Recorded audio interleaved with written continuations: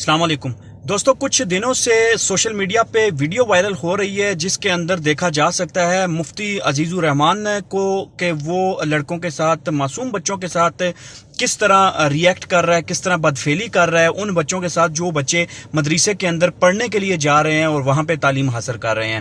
ان بچوں کو صرف یہ جانسا دے کہ ان سے زیادتی کی جا رہی ہے کہ آپ کو میں امتحانات کے اندر پاس کر دوں گا۔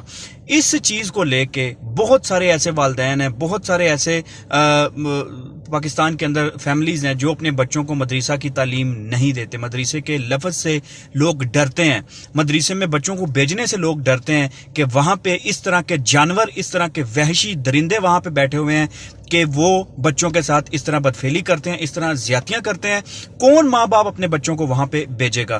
کیا اس چیز کو لے کے پوری دنیا میں بدنامی نہیں ہے؟ کیا ہمارے مذہب کی بدنامی نہیں ہے؟ کیا ہمارے جو پاکستان کی بدنامی نہیں ہے کہ مدرسوں کو آلریڈی پوری دنیا کے اندر بدنام کیا گیا ہے؟ اس کے بعد اس طرح کی ویڈیوز وائرل کی گئی ہیں، اس طرح کی ویڈیوز جب نکلیں گی وہاں سے تو کیا مدرسوں پہ کیا اعتماد رہ جائے گا لوگوں کا؟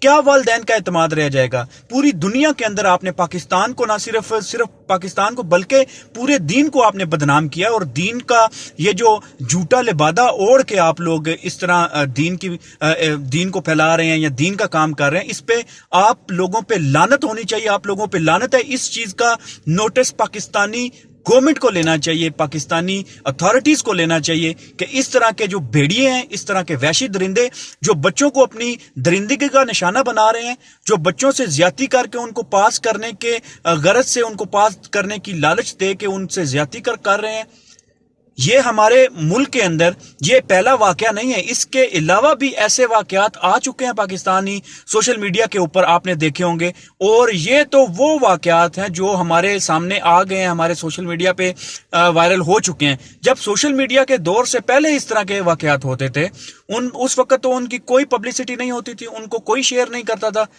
اس وقت کتنے بچوں کے ساتھ زیادتی کی ہوگی، کتنے بچوں کو نقصان پہنچایا ہوگا ایسے درندوں نے، ایسے وحشی درندوں نے۔ کیا اس پورے مدرسے کے اندر کوئی سی سی ٹی وی کیمرہ نہیں ہے؟ کوئی وہاں پہ پوچھنے کے لیے کوئی وہاں پہ اتھارٹیز نہیں ہے؟ کوئی پوچھنے کا، جانچنے کا کہ بچوں کی تعلیم کیسے ہو رہی ہے، بچوں کو کوئی پرابلم تو نہیں، کوئی مسائل تو نہیں؟ لیکن کوئی اس طرح کا پوچھنے والا وہاں پہ نہیں ہے۔ یہاں پہ کیا ہوگا؟ زیادہ سے زیادہ کیا ہوگا؟ والدین اپنے بچوں کو مدرسوں سے چھڑوا لیں گے اور گھر میں بٹھا دیں گے، اور وہ جو کچھ اچھے اساتذہ ہیں، جو اچھے مدرسات ہیں، وہاں پہ جو بچے قرآن پاک حفظ کرتے ہیں، ان لوگوں کا بھی وہاں پہ اعتبار اٹھ جائے گا اور وہ لوگ بھی اپنے بچوں کو وہاں سے اٹھا لیں گے۔ یہ ایسا نہیں کریں۔ ایسا کرنے سے نہ صرف پاکستان کا نام بدنام ہوگا بلکہ ہمارے دین پہ بھی جو ہے وہ یہ بات آف کورس آتی ہے۔ جب آپ دیکھیں گے کہ مدرسہ میں کیا ہوتا ہے، مدرسے میں کوئی آپ کو البیرونی کے فارمولے تو نہیں پڑھاتے، وہاں پہ مذہب پڑھاتے ہیں نا۔